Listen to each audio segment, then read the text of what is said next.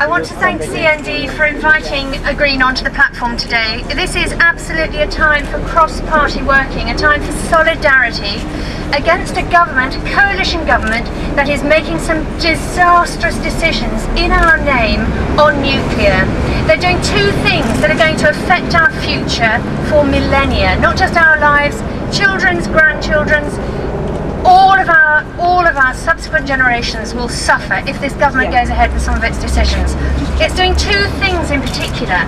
First of all, it's plowing millions of pounds, billions of pounds into a new nuclear programme. That means a toxic legacy for us all, a toxic legacy for Britain for as long as Britain lasts. And secondly, it's actually making renewables harder. There was a small piece in the papers yesterday saying that they're planning to reduce the feed-in tariffs for large solar projects. Now that sounds terribly boring, but what it actually means is the payback time on renewables becomes longer. It makes it less cost effective. It actually means people are less likely to do it. These are disastrous decisions.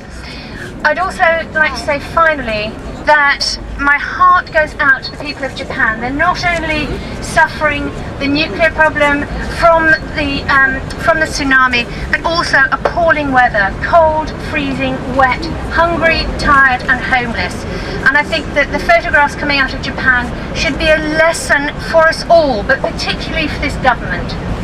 It is a case that every time there's an election, you have to ask your candidates from all parties what their view of nuclear is.